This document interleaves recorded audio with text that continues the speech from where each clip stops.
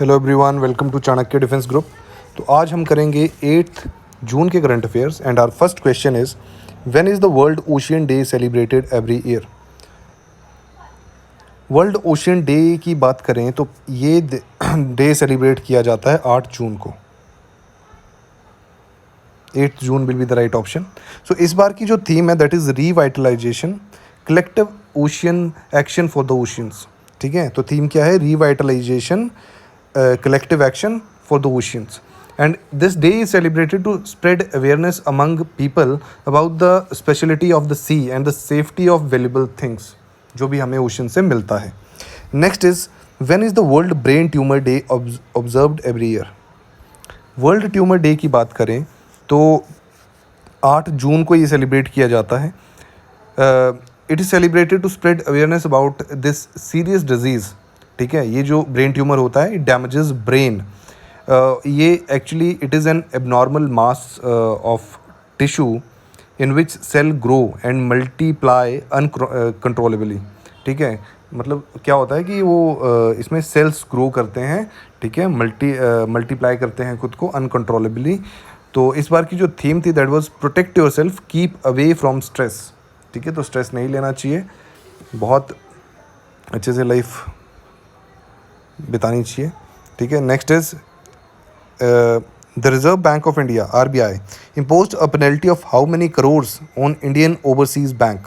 तो Indian overseas bank पे RBI ने पेनल्टी इम्पोज की है 2.2 करोड़ की। तो answer will be 2.2 crore on Indian overseas Bank for non compliance with rules relating to income recognition and violating certain directions by RBI। तो जो भी डायरेक्शंस RBI की होती हैं, अगर कोई बैंक उनको नहीं ओबे करता है या वायलेट करता है तो RBI पेनल्टी लगाती है। तो इसी वजह से 2.2 करोड़ की पेनल्टी जो है वो इंडियन ओवरसीज़ बैंक पे RBI ने लगाई है।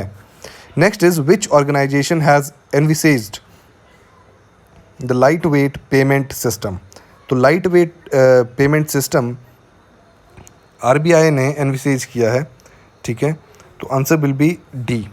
RBI ने एनविसेज किया है the light weight payment system that operates independently of traditional technologies insuring seamless transactions in extreme conditions.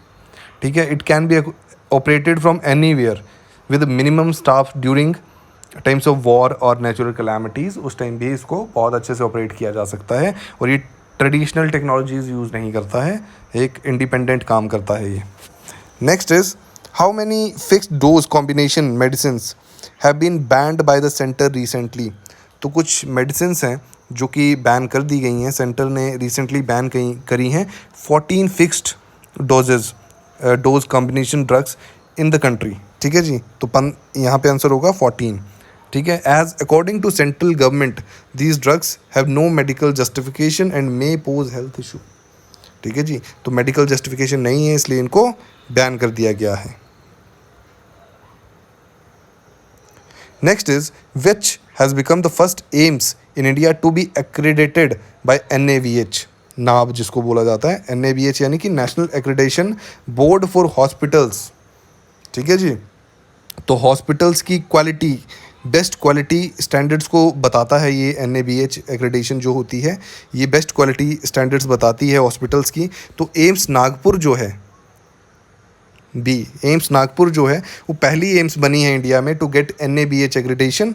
ठीक है, और ये क्या होता है कि ये it is recognised globally as a standard for health care excellence. Best quality standards को बताती है ये NABH। तो ये एम्स नागपुर है। Next is who is the most valuable brand in India as per the recently released Inter Brands best Indian brands report.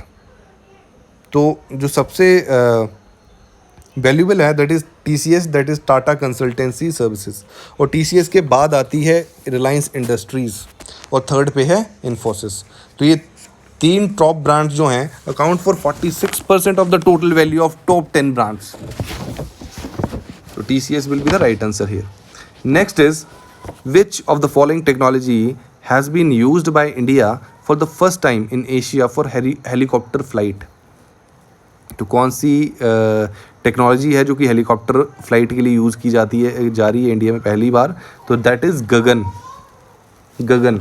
तो India ने conduct करी है first demonstration in Asia of demonstration based Gagan navigation for helicopters. तो ये क्या है? गगन एक navigation technology है। It helps in high quality air traffic management. तो पहला ये जो हेलीकॉप्टर चलाया गया था, it was from Juhu to Pune. ठीक। Next is recently Jal Jeevan Mission has crossed what percentage of its target. तो 2024 तक ये टारगेट किया गया है, ये टारगेट रखा गया है कि 100% वाटर एक्सेस टू होम, यानी हर घर में 100% वाटर, हर घर में नल होगा पानी का। ठीक है, कहीं जाना नहीं पड़ेगा पानी लेने, तो 100% एम रखा गया है। बट अभी 2023 में जो परसेंटेज है वो टारगेट से इट इज़ 55%। ठीक है, जो जल जीवन मिशन है उसने क्रॉस किए हैं 55% of its target. Next, the last question, the Shenzhou 16 mission seen in the news recently is related to which country. तो it is related to China. तो चाइना ने लॉन्च किया है ये मिशन। China sent its first civilian astronaut to Tiangong space station. पहले जितने भी होते हैं वो सारे PLA जो इनकी आर्मी है, पब्लिक पीपल्स लिबरेशन आर्मी, वहाँ से जो इनके आर्मी पर्सन्स होते थे उनको ही स्पेस में भेजते थे। बट पहली बार ऐसा हुआ है कि एक सिविलियन एस्ट्रोनॉट को स्पेस में भेजा गया है, इनका जो त्यांगोंग स्पेस स्टेशन है वहाँ पे। So that's it for today. Thank you so much. Hope you like the video. Please do like, share and subscribe. PDF का लिंक आपको डिस्क्रिप्शन बॉक्स में मिल जाएगा. So that's it. Thank you.